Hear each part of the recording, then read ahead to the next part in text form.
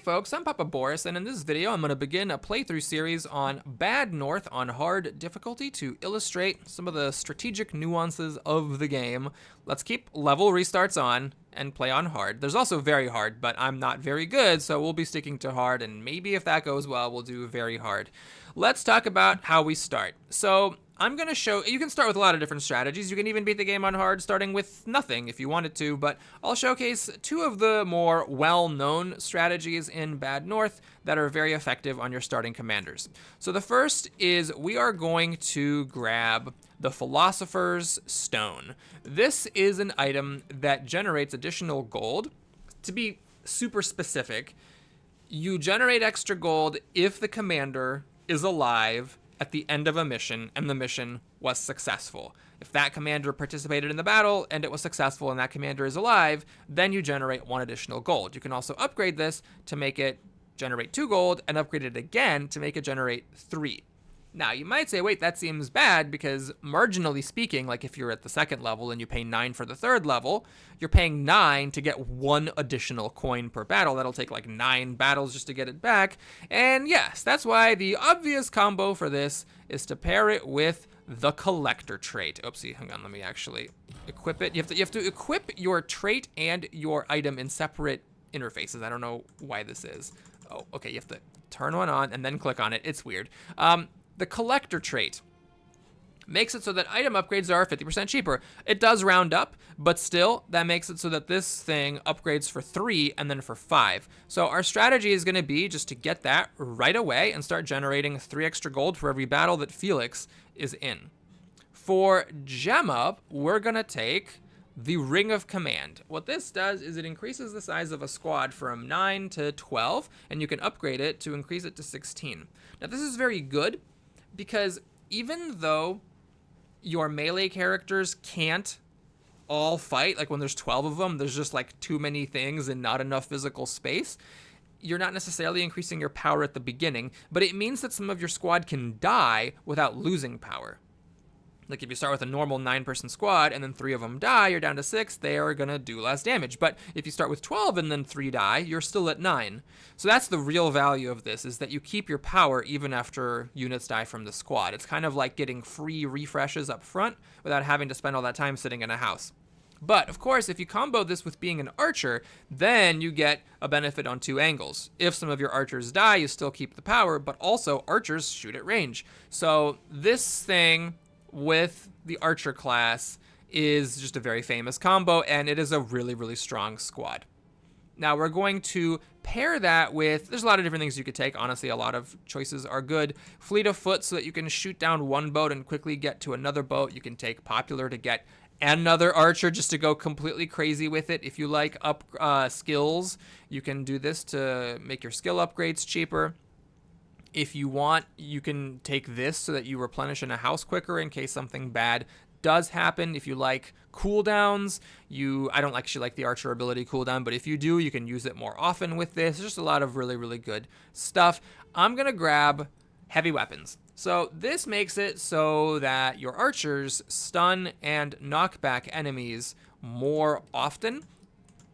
And this is especially relevant when you're shooting at shielded enemies that are on a boat, because this increases the likelihood that you will push them off the boat before they reach land.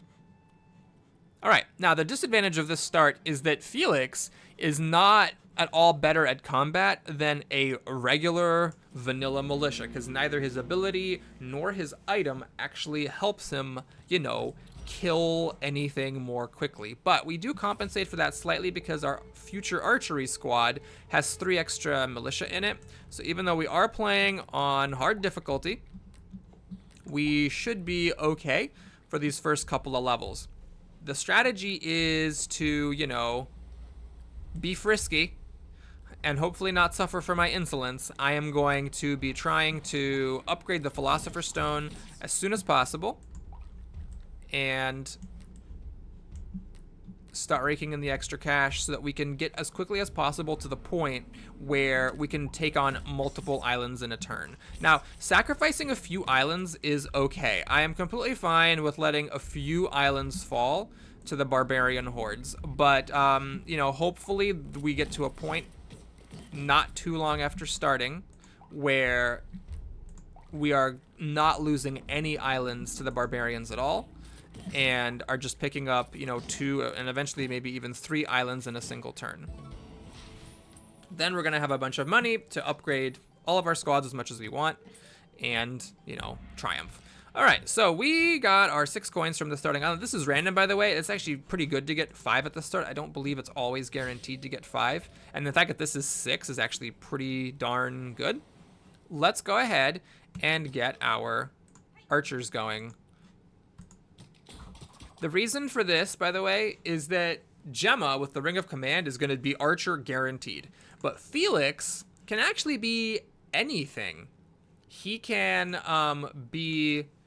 All right, I gotta reload here. He can be pikes, he can be infantry, I've had him be archers. It just kind of depends on really what the short-term value is in the early game. Now you might say, wait a minute, Papa Boris, why didn't you upgrade the Philosopher's Stone? And you actually totally can. You could have spent the 3 gold to upgrade the Philosopher's Stone instead of getting the archers. The way I see it is, I know for an absolute fact I'm gonna get these archers. It makes this fight just a lot easier and more convenient. And ultimately, all I'm losing is 1 gold. You know, 1 gold is just a level of optimization that I am willing to sacrifice in exchange for having this fight be a lot easier. Now, the strategy here is I'm going to just let the archers kill everything on the boats. If anything were to survive, you can tell one squad to move to the location of another squad, and then they switch places if you do that. So I can, like... put the archers, let's say, here, and the militia behind them, and then if these guys land, we can switch places, though I have a feeling they are not gonna... Oh, nope, they landed. I'm gonna lose an archer. Hopefully only the 1.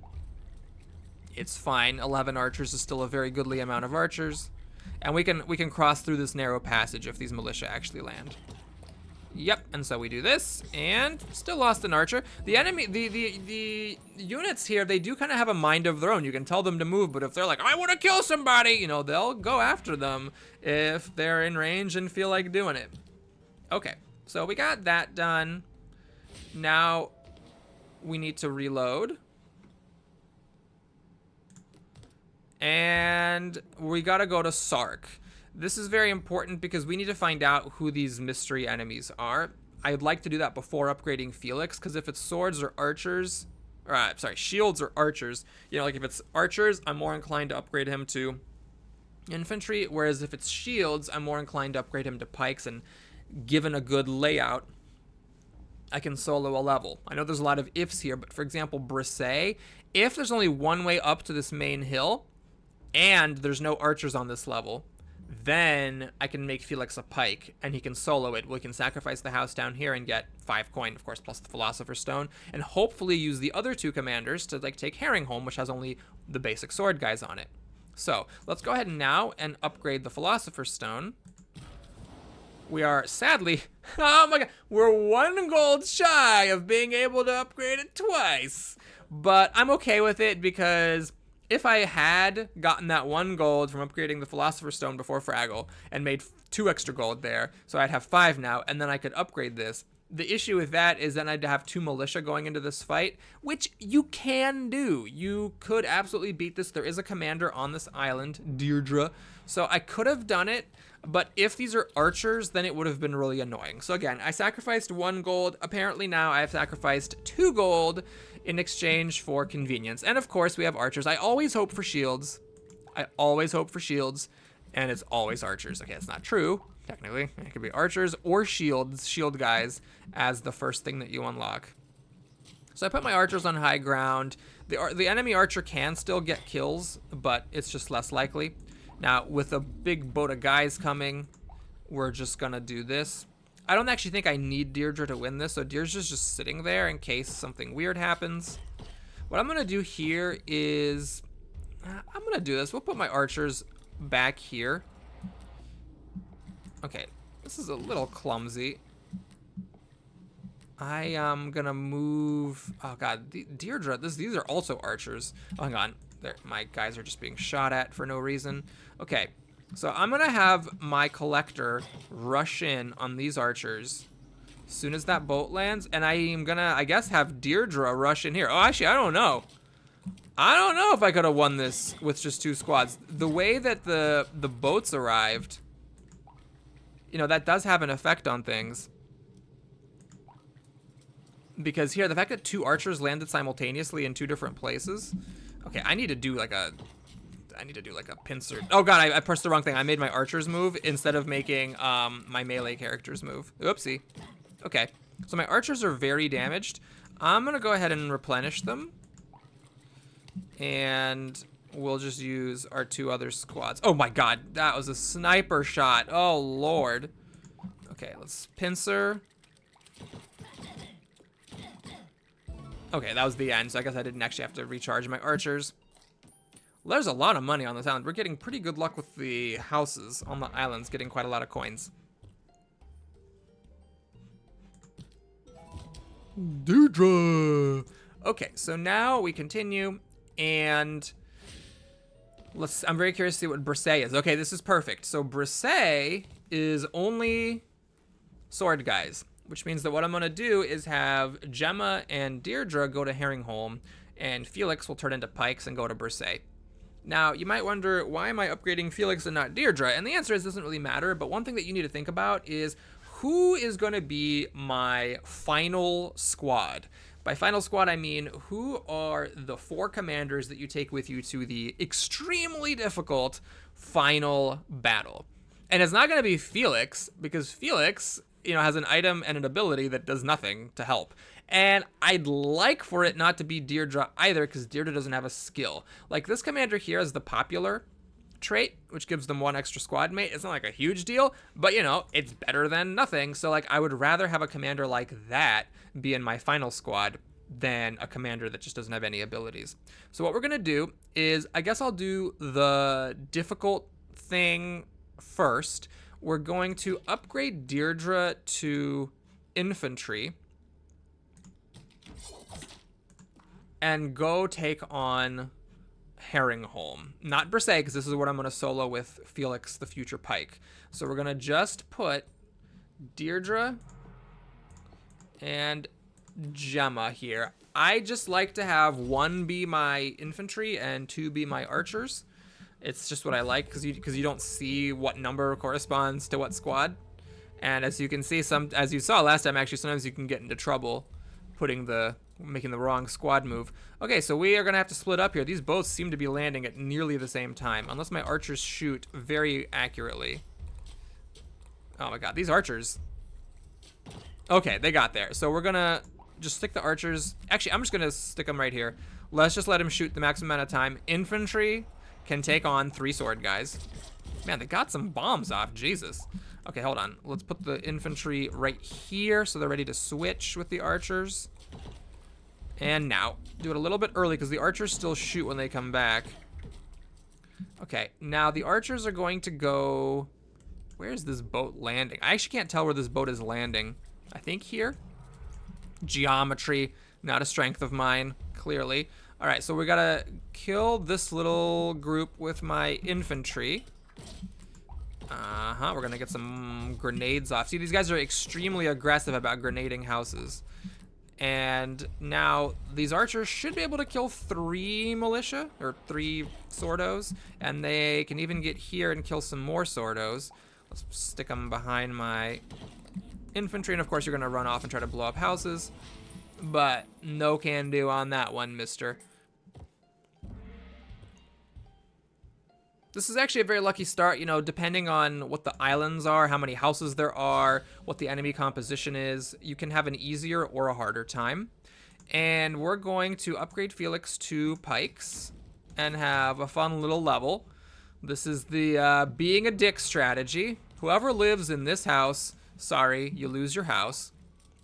And you can put them here and it should work. Sometimes you can even put them here. It kind of just depends on the slant of the road. In fact, there may be times where this is something you can't get away with. You kind of have to experiment.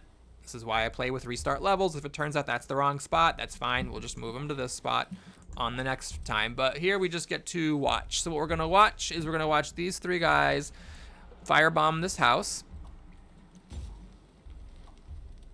And then we're gonna watch the enemy, you know, just kind of commit suicide by pike.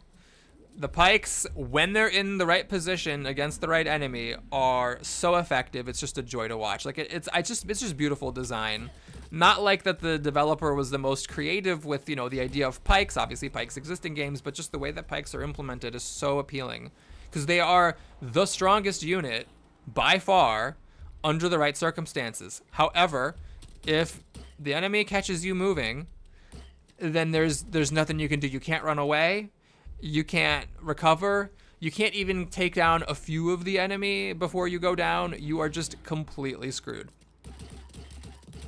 So I have no qualms about doing this because I'm perfectly happy to lose this house. We still get 5 gold, you know, 7 with the Philosopher's Stone. I could have actually, yeah, I missed out on a gold again because I could, of course, have upgraded the Philosopher's Stone instead of making the other unit an infantry.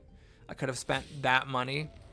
Oh, did I just had the money and I forgot to do it. Well, I had 7 gold and I just forgot to upgrade the stone. All right, so we lost a few gold, 3 gold, not the end of the world.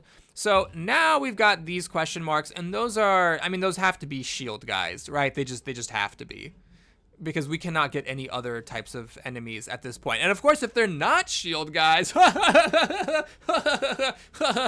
okay. So what I'm gonna do is we're gonna do the ballsy thing. We're gonna have Felix go here and solo what should be a bunch of shield guys. Now let's just check to make sure there's only one way up. Yeah, there's only one way up, that is through here. So Felix is gonna do what Felix does best, which is cold-bloodedly sacrifice a house to hold the island by himself. Now, you know, you can, of course, move around. Like, these guys are landing here. Maybe I can actually save this gold. I doubt I can, but it's also not impossible. I just gotta make sure I don't get ambushed out here, in which case I'm gonna die and have to restart the level. So, yeah, we got shield guys. They're just like regular guys, except they have shields. So they're a little harder. But as you can see, they take longer to kill. They are not, however, any more difficult to kill or any less likely to be killed. Oh my god, I can't believe I had 7 gold and I just forgot to upgrade my stone. Well, there's gonna come a time where I'm 1 gold shy of getting some upgrade that I really want, and then I'm gonna really rue my life choices. So this is where, you know, stuff gets real. It's like, okay, these guys are landing right here. I need to get up here because I just don't want to take the risk that they slip past my pikes up this narrow walkway and then I lose the level. So the house is going to get burned. You know, if there had never been a boat coming here, if all the boats had come over here, I could have saved this house. As it is, I'm fine with it. It's just a gold. I'm still getting, you know, 3 extra gold compared to sending all of my squads to the same level every single time and resetting the turn after every single island. This is actually very fortunate. The last time I played on hard, I was not able to save all the islands. There were 1 or maybe 2 islands that I had to toss away, and you should be prepared for that. Just depending on luck of the draw, you might have to do that. Because if you just don't get an island like this, like if there had been archers here, you know, I wouldn't have been able to do this. Okay, so we have to apparently wait a little while for this to happen. There we go. They never give up. They never surrender. We get 3 extra coins there, but that was gonna happen no matter what, once per turn, so it's not really 3 extra coins. It's 3 extra coins, but it's not extra coins because I took a level solo. All right, so now we have 15, which is great. We can actually upgrade one of our units. Now, just so we're clear, I am bad. If you're good, you should be using this jumping ability and this volley ability. They're good abilities. They really are. However, I'm bad. I don't like them. The only ability I like is the pike ability. So that means that I'm going to be focusing my upgrades just on static upgrades. So the question is, what is the most valuable thing for me to upgrade here from Sudoroy, or before going to Sudoroy? Is it just this or making my archers stronger? Let's go for the archers. Yep. And we're gonna go here. So now my archers are slightly faster firing and slightly more accurate. So we got basic sword guys here. These should not make it to shore. It's one of those things where I always have a little bit of a tough time trusting it. but you gotta trust it. Those guys are not making it to shore. You can just walk away from your screen, and these guys will all die. We have shield guys here. Now, with shield guys, your archers are, of course, less effective, but you can still knock them off the boats, and this is where the heavy weapons comes in. It makes the archers better at that. If you can, it's a good idea to park your archers perpendicular to the enemy boat, because that way you shoot at them laterally and you can like knock them sideways off the boats into the water. There's no swimming in this game. If someone's in the water, even if it's like a shallow puddle, they are dead. Okay, that was actually some rather unimpressive archering, but that's fine. Everything's still fine. Yeah, so if you shoot at them head on, then what happens is you might push them like a little further back into the boat. But if you shoot them sideways, you're more likely to shoot them, or sorry, if you shoot them perpendicular, you're more likely to shoot them off the boat sideways. You can see though, the heavy weapons, these guys are just launching off the boat like crazy. Like I said in my starting guide that the commander traits aren't that amazing, but you do see the difference with some of them. Actually, these guys can be closer. And I'm guessing they're about to all die. Yep, perfect.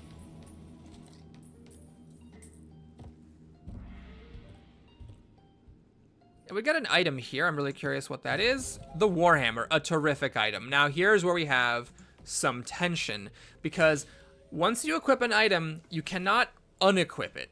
So if I were to put the Warhammer on Deirdre, which is what I like to do, I like Warhammer on infantry, then that's it. The Warhammer is going to be on Deirdre the whole game. So I prefer to wait until I find a commander with an ability that I really like. In fact, an ability that I'd like to have on my final unit that goes into the final battle, and then put the Warhammer on that.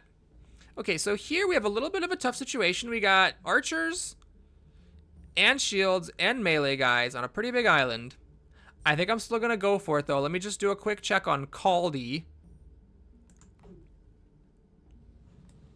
Ah, this is a tough one. So you can see there's, well, actually, hold on. This is like a weird island, but you can't climb onto this, can you? There's only one way up. Okay, so this is a guaranteed win for Felix.